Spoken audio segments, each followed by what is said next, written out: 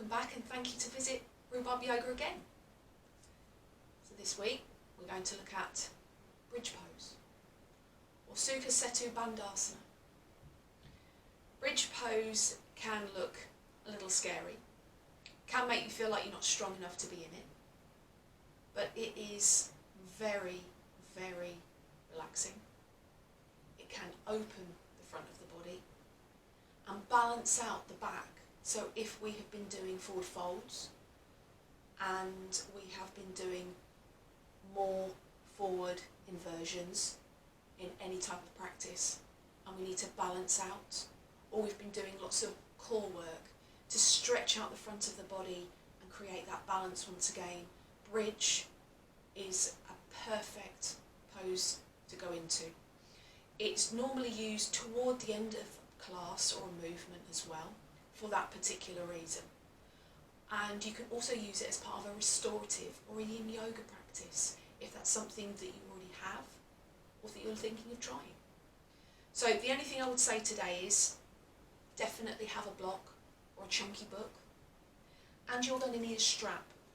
Now, the strap does not have to be a yoga strap, so please don't panic, please don't go on Amazon and start buying stuff. It's not necessary. Please use what you have at home. A tie, nobody's wearing those anymore, definitely not unless you're faking it in Zoom. A belt, the belt of your dressing gown, any of those is perfectly fine. And we're going to create a loop. So with this loop, it's going over our upper thighs, the middle of our thighs here. And what it's going to do is it's going to help us create that internal rotation of the thigh to make the foundation of the pose strong. And once you start getting used to creating this sensation, you'll recognise it in other poses, and you'll also be able to turn it on to create that activation. And there are other poses further along where you will need that internal thigh rotation, and because of this familiarity, you'll be able to use it then and not worry too much about it. So what I want you to do is our loop needs to go over the top of our thighs, and the most important thing about this is that we keep it hips width. So what you need to do is to check your hips width. So find our hip bones. Now they are all there, okay, we have them. Whether you can find them immediately or not, they are there. By using your hand, place them on our hip bones. We can see how wide our thighs should be. That is our hip width. So what we need to do is to double check if our thighs are at a right height and a right width for us. So looking down, just tighten it a touch. The thing that I don't want you to do is to tighten it so much your thighs are bulging and you're pinching your skin. That's not the point.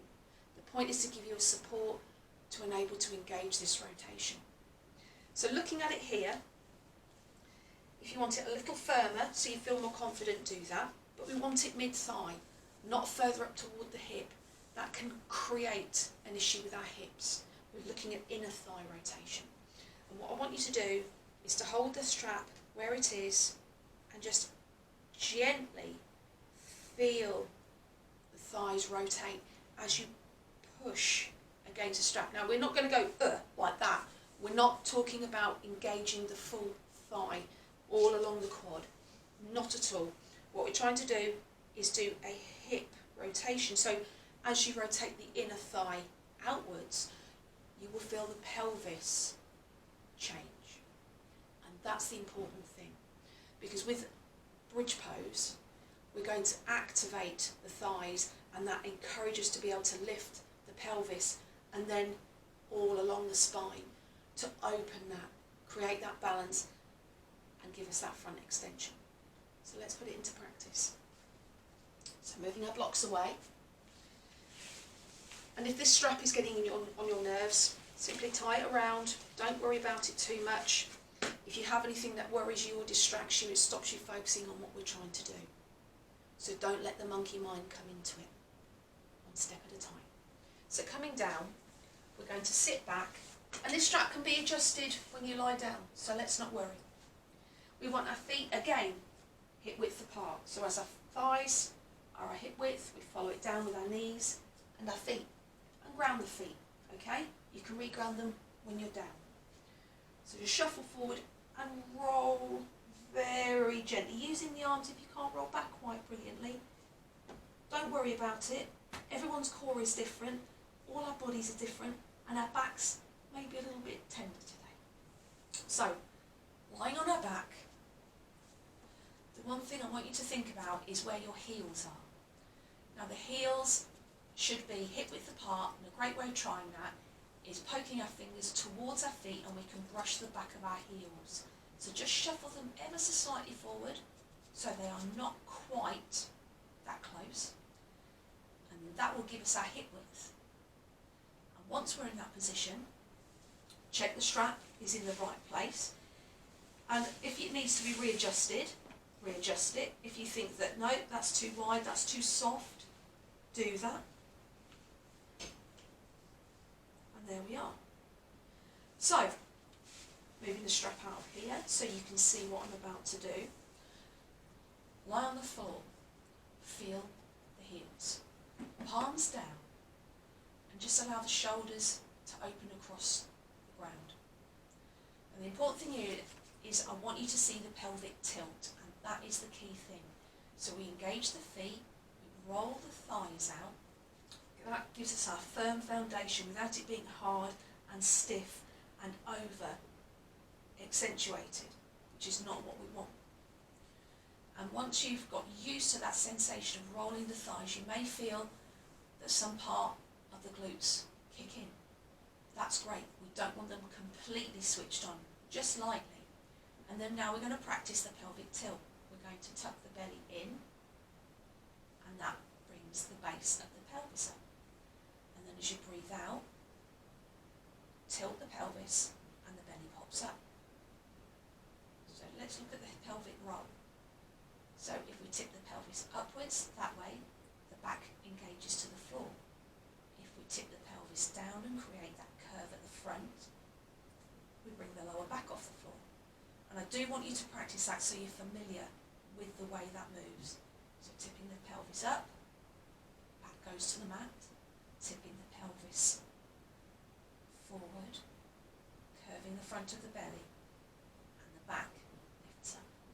And this is all part of the sequence that we need for bridge. Please don't worry about how far you roll up. It's not a competition.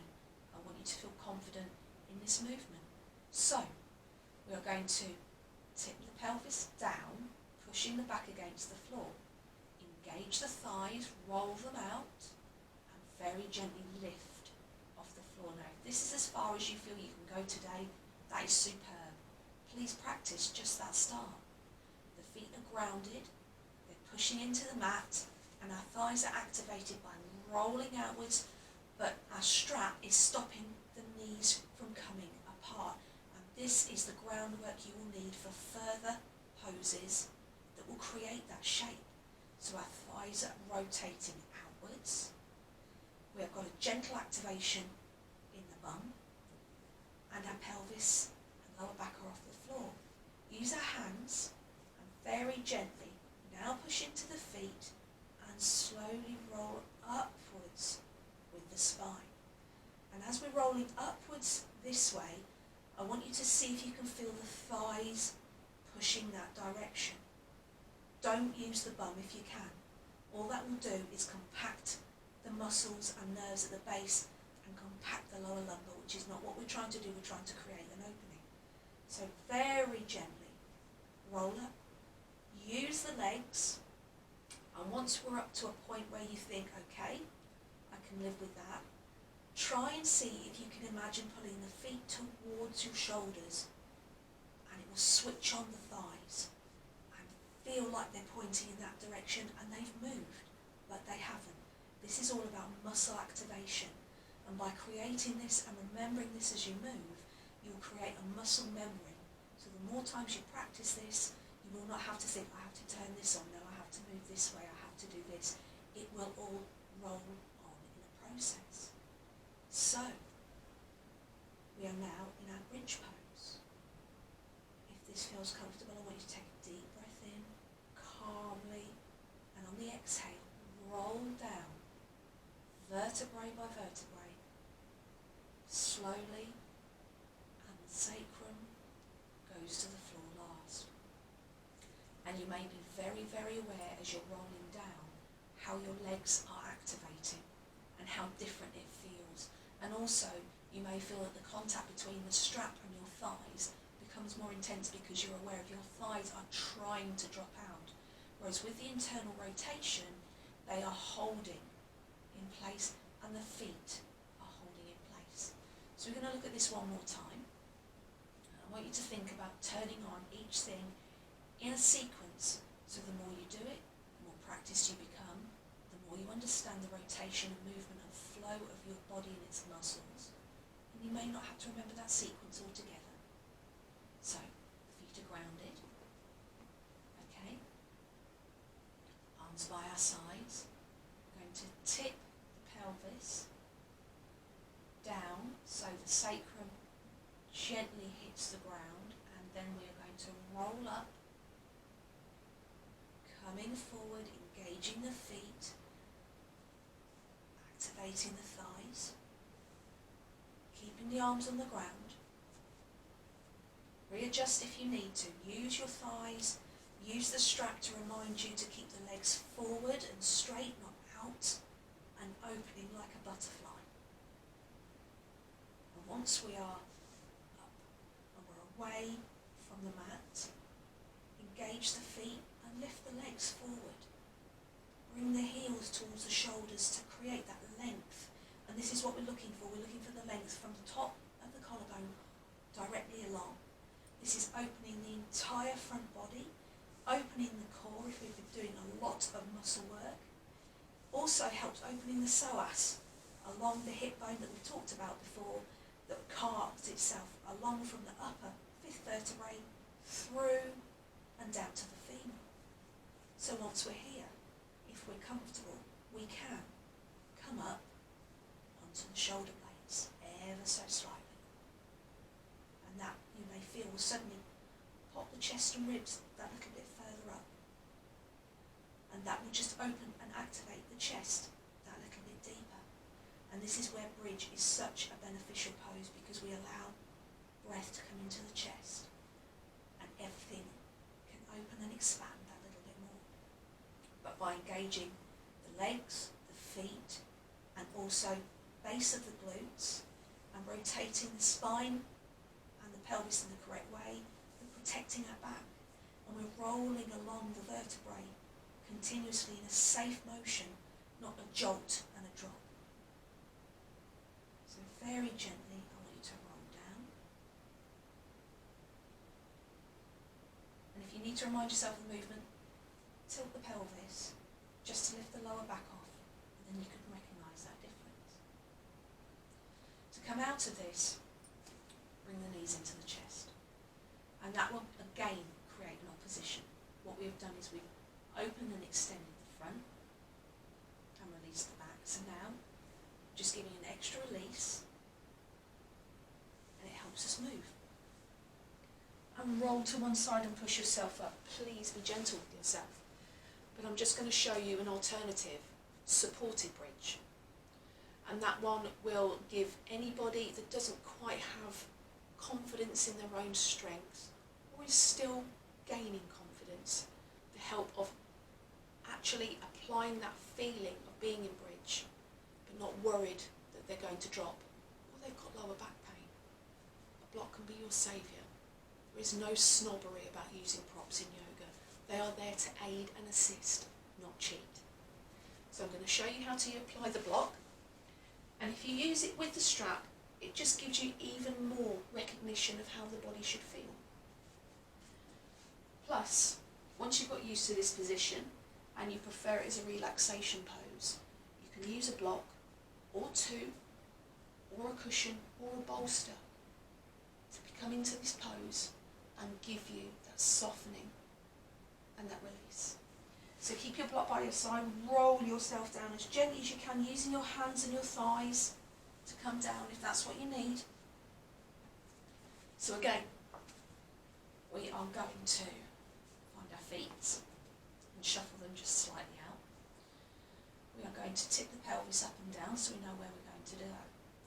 So we're going to drop the pelvis down, the lower back engages to the floor. We gently lift the hips, the thighs become engaged, and as we come up, our feet push into the ground, and we can go further if we wish, but now is the point where we add the block, and we slide it here. Now we have that triangle bone at the base of our spine called the sacrum. The sacrum is the key between the spine and the pelvis, and it needs support and care. And this is where we place our block. By placing it here, the back is supported, it's not being held in limbo, and the pelvis is equally balanced on both sides. But we are still in bridge. Our spine is elevated from the floor, it's at an angle, it's coming up to the pelvis, and our legs are still bent and slightly active. And by being in this pose here, you can actually practice your thigh rotation and see how that feeling is.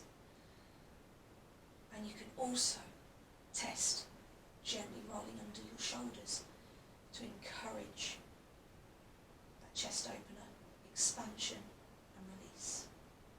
So while we're here, you can open the arms and you can create a more restorative pose. And if you find a block slightly uncomfortable after a while, it can be swapped for a big chunky cushion, a bolster, even a couple of really fat towels rolled up. They will do the trick as well. And just allow the body to drop. And by being in this position, whether you are active with the legs and unsupported, or you're restored by having a brick underneath you, the benefits you'll reap from this will be fantastic either way. So to come off the block, we just reverse the action. So we're going to curve the spine up, engaging the feet and the thighs. We remove it, bring the legs in, release the lower spine. Slide your strap, tie, scarf, or anything else you've used today. So I hope that's given you some good tips, insider knowledge maybe, and also taken away any fear of that particular pose. When you see somebody that's definitely been practicing yoga a long time, fear can intimidate. It doesn't make you question. But by tips, explanations and guidance, understanding comes. And from understanding, we might even dip a toe in the water and try. Don't be fearful, be brave. Be happy, be well.